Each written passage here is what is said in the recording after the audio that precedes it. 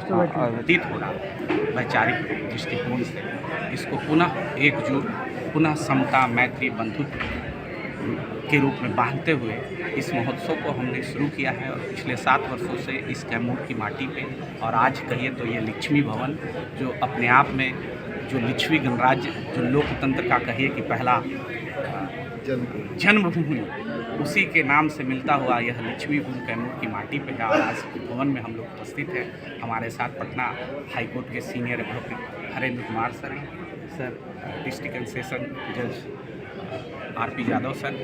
हम लोग इस महोत्सव को यहाँ मनाया और लोगों ने यहाँ पे बहुत अच्छा आयोजन किया है। और हमारी कोशिश है कि यह संविधान, कहते हैं कि यह भारत लोकतंत्र, कहिए तो पूरे विश्व का सबसे बड़ा लोकतंत्र का यह देश, जिसको महापर्व मानता है लोकतंत्र, तो वास्तव में उस महापर्व का यह पूजन दिन है, जिसको मान दिन कहते हैं। किसी भी जाति धर्म संप्रदाय का एक पूजन दिन होता है।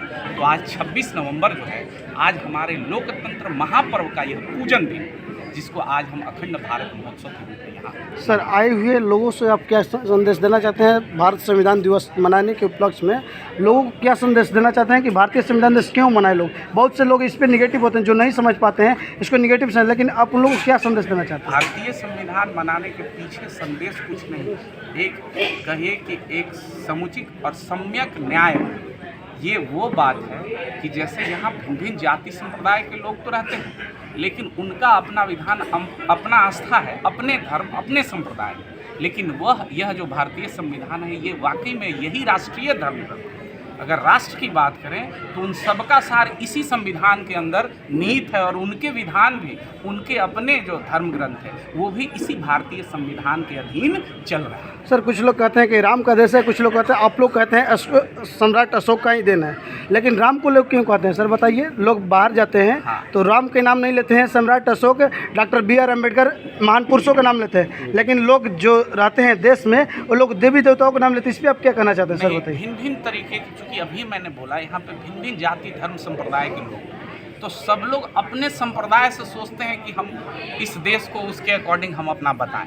लेकिन अगर आप ऐतिहासिक पहलू को देखेंगे तो आपको साफ नज़र आएगा, जैसे मैंने अभी लिच्छवी का बोला, प्रथम गणराज्य लोकतंत्र की जननी, तो आप उसको उठा के देखेंगे और बात कुछ नहीं, बात जिसमें अहिंसा की, जिसकी महात्मा गांधी ने भी अपनी पूरे अपने ट्रुथ में लिखा है और बताया भी है कि सत्य और अहिंसा की बात, तो उसका सबसे बड़ा द्योतक, सबसे बड़ा अगर महाज्ञानी कहिए, दार्शनिक कहिए, जो कह लीजिए, वो भगवान कह लीजिए, तथागत कह लीजिए, अरिहंत कह लीजिए, वो मिलते हैं भगवान तथागत गौतम बुद्ध। और जब वहाँ से बातें निकल के आएंगी तो उस विचारधारा, उस थॉट, उस आइडियोलॉजी, उस आइकॉन को जितने मानने वाले लोग हैं, आपको समझ में आ जाएगा। सम्यक समाधि और शांति की बात करते हैं, सद्भावना की बात करते हैं, समता, मैत्री, बंधुत्व की बात करते हैं, और इसके बाद यही इसी बिना पे, इसी विचार पे इस देश को लाइट ऑफ एशिया के नाम से जाना है।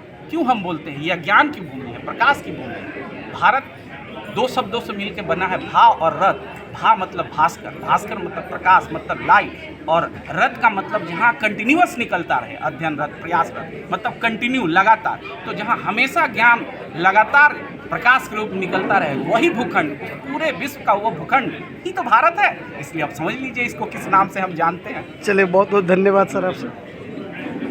जो संविधान के ऊपर नाना प्रकार की जो प्रतिक्रिया आ रही है सर, कि खतरे में, संविधान खतरे में है, आप लोग संविधान दिवस आज मना रहे हैं जी, तो सर इसे कैसे आप देखना चाहते हैं? नहीं, संविधान कभी खतरे में नहीं है, ठीक है। संविधान खतरे में नहीं है। संविधान कैसे खतरे में? इतना पावन और पवित्र जिसमें बातें लिखी हुई हैं, वेलफेयर स्टेट की जिसने रचना की है, उसकी सारी, उसमें कहिए कि हर, अगर कुरान उसको मानते हैं तो उसमें सारी आयतें हैं, आप अगर उसको गीता मानते हैं तो सारे श्लोक संविधान में, तो जिसमें सारे धर्म ग्रंथों का सार है, वो कैसे खतरे में आएगा? बल्कि वो लोग खतरे में हैं जो इसके अगेंस्ट, इसके विरुद्ध, जो समता मैत्री की बात नहीं चाहते, जो हिंसा की बात करते हैं, वो खतरे में। इसलिए उनको लगता है कि संविधान कभी नहीं।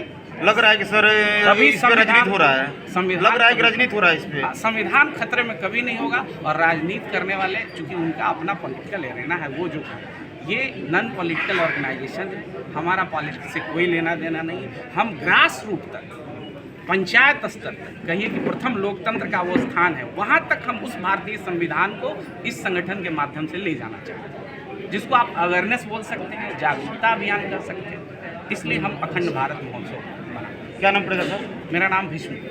चलिए बहुत बहुत धन्यवाद सर।